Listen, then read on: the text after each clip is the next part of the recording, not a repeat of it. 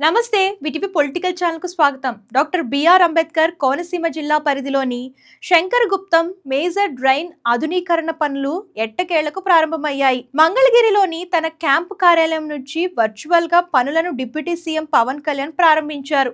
ఈ కార్యక్రమంలో జల వనరుల శాఖ మంత్రి నిమ్మల రామానాయుడు వర్చువల్ గా పాల్గొనగా, శంకరగుప్తంలో నిర్వహించిన ప్రత్యక్ష కార్యక్రమంలో రాజోలి ఎమ్మెల్యే దైవ వరప్రసాద్, అలాగే జిల్లా కలెక్టర్ తో పాటు జల వనరుల శాఖ అధికారులు పాల్గొన్నారు. అయితే మొందా తుఫాను కారణంగా కోనసీమ ప్రాంతంలోని డ్రైన్ సరిగ్గా పనిచేయలేదు.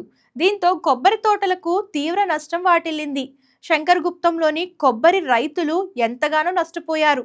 విషయం తెలుసుకున్న డిప్యూటీ సీఎం స్వయంగా ప్రభావిత ప్రాంతాల్లో పర్యటించి కొబ్బరి రైతులను పరామర్శించారు. వరద ముంపు సమస్యకు శాశ్వత పరిష్కారం చూపుతామని హామీనిచ్చారు. ఇచ్చిన మాట ప్రకారం మేజర్ డ్రైన్ ఆధునీకరణ పనులను నేడు వర్చువల్ గా ప్రారంభించారు. సుమారు 20.77 కోట్ల అంచనా వ్యయంతో కూటమి ప్రభుత్వం శంకరగుప్తం మేజర్ డ్రైన్ ఆధునీకరణ పనులను చేపడుతోంది.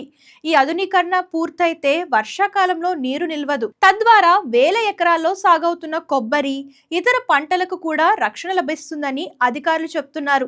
రైతు కష్టాలను అర్థం చేసుకొని కేవలం 35 రోజుల్లోనే సమస్యకు పరిష్కారం చూపేందుకు చర్యలు తీసుకున్న డిప్యూటీ సీఎం పవన్ కళ్యాణ్ కు, ఆయనకు సహకరిస్తున్న సీఎం చంద్రబాబు నాయుడుకు స్థానికులు, నాయకులు, అలాగే కొబ్బరి రైతులు ధన్యవాదాలు తెలియజేస్తున్నారు. సో చాలా మంది అధికారులు హామీ ఇస్తారు, కానీ దాన్ని నెరవేర్చింది deputy CM Pawan Kalyan. So ఆయన పనులు మీకు ఎలా అనిపిస్తున్నాయి?